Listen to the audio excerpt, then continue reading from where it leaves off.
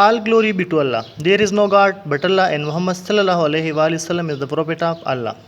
Dear students and all our listeners, Assalamu alaikum. I am Sir Shoaib. This is Pak Study Class 8.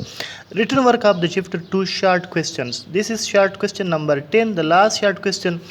Today we will do the written work of last question of this chapter, the short question number 10.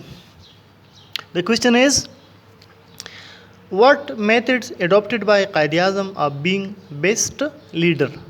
यानी Qaid-e-Azam ने क्या तरीका इख्तियार किया था कि वो एक बेहतरीन रहनुमा बन गए थे? वो कौन से तरीके थे कि Qaid-e-Azam ने वो अपनाए थे, अपनी ज़िंदगी में, अपने किरदार में लाए थे कि वो जिसकी वजह से एक बेहतरीन रहनुमा बन गए थे? तो ये सवाल है, इसको हम लिखेंगे जिस तरह हमने पहले सवालात लिखे थे।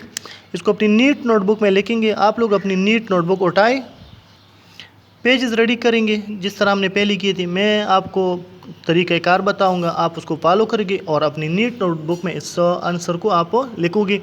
माइंड मैप भी ड्रा करोगे, finishing line, underlining, word highlighting, ये सब कुछ आप लोग करोगे। ये प्रेजेंटेशन का पार्ट है, यानी प्रेजेंटेशन को बेहतर करना है, इसको ख़राब बिल्कुल भी नहीं लिखना। ओके स्टूडेंट्स, आप लोग एक न्यू पेज अपनी नीट नोटबुक का वो निकालें, उसको रेडी करें। रेडी करने का तरीका ये है जिस तरह हमने पहले किया था। आपने लोगों ने लिखे हैं सीरियल नंबर लेके, लेफ्ट कॉर्नर में क्लास वर्क लेके, पाकिस्तान स्टडीज़ लेके और फिर डेट लेके। डेट जो भी है वो लिख ले। जब ये लिख लोगे फिर क्वेश्चन 10 की आप लोग हेडिंग दे दें। फिर वो क्वेश्चन लेके, what methods adopted by Qaid-e-Azam of being the best leader, कि Qaid-e-Azam ने कौन से वो तरीके अपनाए थे जिसकी वजह से वो एक बेहतरीन जो लीडर थे वो बन गए थे। ये क्वेश्चन आप लोगों जब लिख लोगे तो फिर एक लाइन छोड़े और आंसर की हेडिंग दे दी। जब आंसर की हेडिंग दे दोगे फिर पेंसिल और रूलर उठाए, क्वेश्चन 10 क्वेश्चन और आंसर की हेडिंग, ये सारी चीज़ें आप लोग जो है इसको अंडरलाइन करें, यानी इसके नीचे पेंसिल से लाइन ड्रॉ करें ताकि प्रेजेंटेशन जो है वो बेहतर रहे।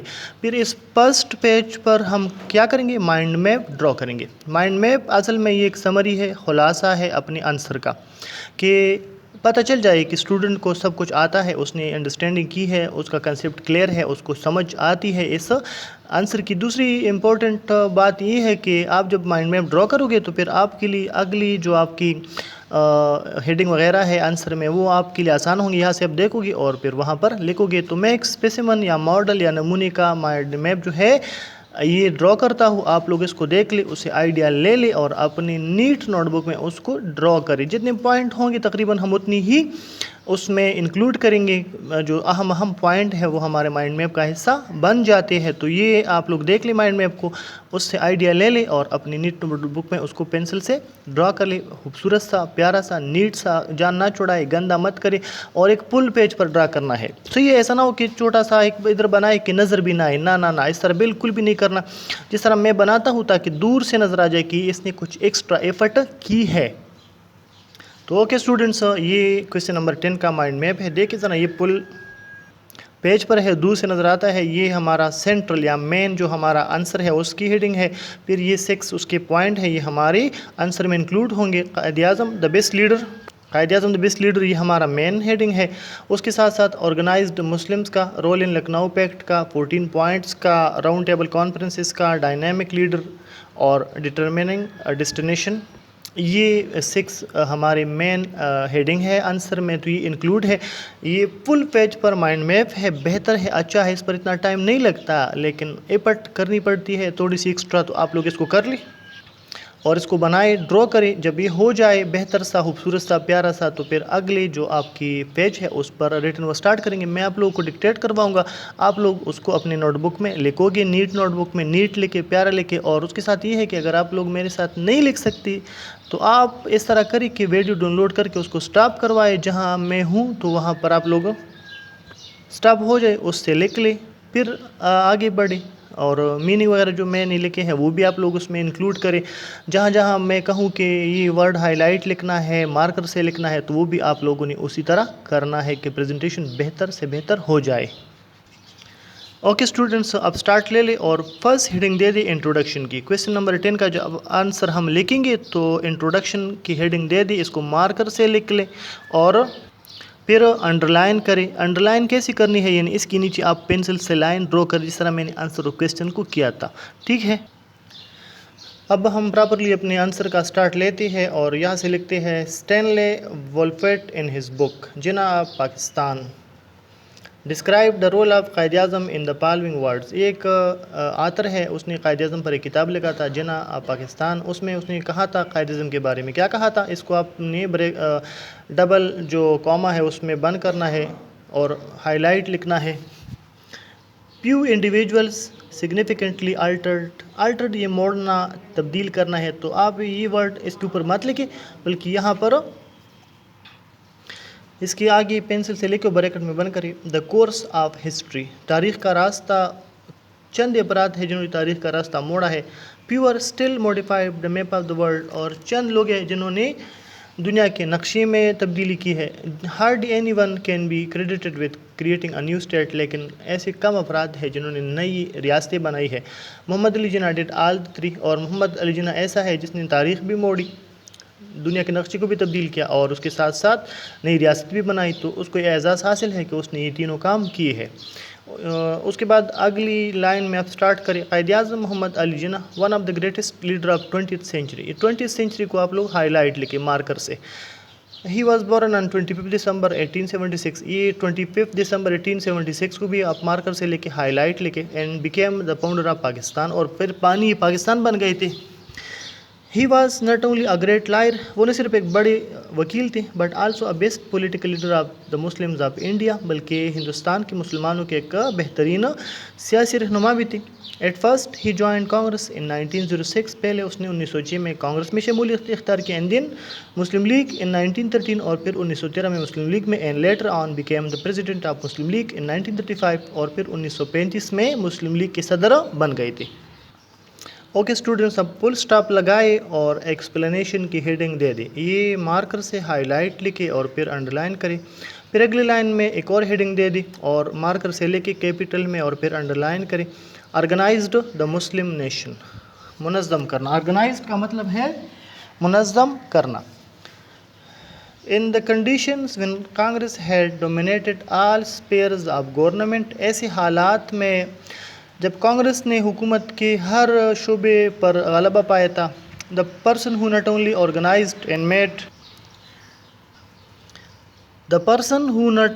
organized and made movable the Muslims. وہ شخص جس نے نہ صرف مسلمانوں کو منظم کیا بلکہ ان کو متحرک کیا ان دیئر پولیٹیکل اسٹرگل، اپنی سیاسی کوشش میں، جدوجہد میں. But also brought them to their destination، بلکہ ان کو اپنے منزل تک بھی لے کر گیا. واس قائد اعظم محمد علی جناح. تو وہ شخصیت کون تھی؟ وہ تھی قائد اعظم محمد علی جناح. اس نے نہ صرف مسلمانوں کو منظم کیا، متحرک کیا، بلکہ ان کو اپنی منزل مقصود تک بھی لے کر گئے. فل سٹاپ لگائے. پھر نیکسٹ ہیڈنگ دے دی جناح joined Congress and Muslim league. انہوں نے کب کانگریس اور مسلم لیگ میں شمولیت اختیار کی؟ تو اس پیراگراف میں ہم اس پر بحث کریں گے. یہ مارکر سے لے کے انڈر لائن کری. پھر نیکسٹ لائن سٹارٹ کری. Quaid Azam first joined Congress in 1906. پہلے اس نے 1906 میں کانگریس میں شمولیت اختیار کی. ان 1913 ہی جوائنڈ مسلم لیگ اور پھر 1913 میں اس نے مسلم لیگ میں شمولیت اختیار کی. He efficiently served both the parties for the interest of the Indian nation. اس نے ہندوستانی قوم کے مفاد کے لیے دونوں جو پارٹیاں تھیں اس میں مؤثر طریقے سے کام کیا. Role in Lucknow pact 1916. معاہدہ ہوا تھا لکھنؤ میں مسلم لیگ اور کانگریس کے درمیان، اس کو لکھنؤ پیکٹ کا نام دیا جاتا ہے. تو اس میں کیا کردار تھا قائد اعظم کا؟ یہ ہائی لائٹ لکھے، مارکر سے لکھے اور پھر انڈر لائن کرے کیپٹل میں لے کے. He succeeded to bring closer both Congress and Muslim League on a pact at Lucknow in 1916. اس نے 1916 میں لکھنؤ میں کانگریس اور مسلم لیگ کو ایک معاہدے پر قریب لانے کی کوشش کی جس میں وہ کامیاب ہوئی. He resigned from Congress in 1920. پھر یہ لے کے 1920 ہائی لائٹ لے کے مارکر سے اس نے 1920 میں کانگریس سے استعفیٰ دیا on the basis of refusal of Congress to join the non-cooperation movement. Congress اس انکار پر کہ انہوں نے نن کارپوریشن موومنٹ میں حصہ لیا تھا، اس پر یعنی اس بات پر قائد اعظم کا کانگریس سے اختلاف تھا جو نن کارپوریشن موومنٹ تھا. تو قائد اعظم نے کانگریس سے استعفیٰ دیا. پھر اگلی ہیڈنگ دے دی پریزنٹڈ 14 پوائنٹس. یہ مارکر سے لے کے کیپٹل میں انڈر لائن کرے. Quaid Azam fought the war of independence with in their limit within limits and was never imprisoned.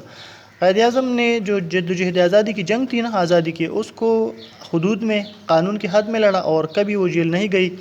In 1928 when Congress ignored the demand of Muslim in constitutional proposals, 1928 میں جب آئینی جو تجاویز تھے اس میں قائد اعظم نے مسلمانوں کو کے مطالبات کو نظر انداز کیا. He responded in the form of his famous 14 points in 1929. تو 1929 میں قائد اعظم نے اپنے مشہور 14 نکات پیش کیے. 14 پوائنٹس اور 1929 اس کو مارکس لے کے ہائی لائٹ لے کے. Round table conference, Quaid Azam گول میز اجلاسوں میں شرکت کے لیے بھی گئے تھے، تو اس کے بارے میں بھی بات کرتے ہیں کہ یہاں پر بھی اس نے مسلمانوں کے جو ڈیمانڈ تھے اس کو بہترین طریقے سے پیش کیا تھا. Different sessions of round table conference were held in 1929, 30 and 1931 respectively in London. 1930، 31 اور 32 میں لندن میں گول میز اجلاس ہوئی تھے.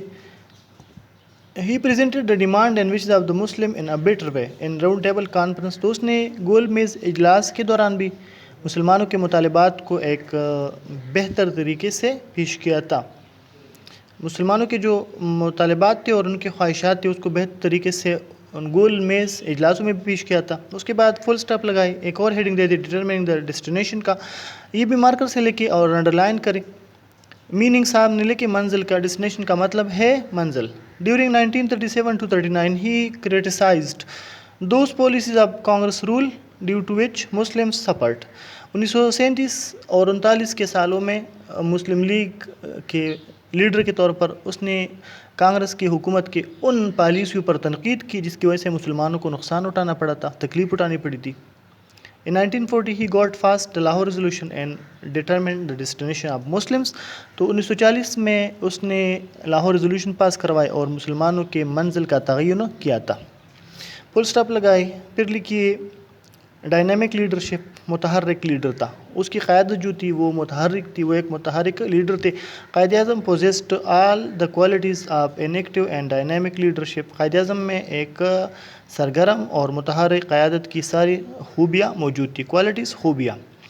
He led the Muslims with more prudence. اس نے مسلمانوں کی زیادہ پروڈنس کے ساتھ، اس نے زیادہ ذہانت اور باقاعدگی کے ساتھ مسلمانوں کی قیادت کی. He was man of principles and never acted against law. وہ اصولوں کے آدمی تھے، یعنی اصولوں پر کاربند آدمی تھے اور کبھی قانون کے خلاف کام نہیں کیا تھا. کنکلوژن لے کے آخر میں جو خلاصہ ہے، Quaid Azam led the freedom movement and Pakistan movement in such a way that has no example in history. Quaid Azam نے تحریک آزادی اور تحریک پاکستان کی ایسی قیادت کی ہے کہ جس کی تاریخ میں مثال نہیں ملتی. یہ ہمارا کویشچن نمبر 10 تھا. یہ ابھی اپنے اختتام کو پہنچا ہے. ابھی جب آپ لوگ لکھ لو گے پوری طرح تو پھر ڈبل فنشنگ لائن ڈرا کر لیں. یہ آپ کے شارٹ کویشچن فنش ہو گئے سارے کے سارے.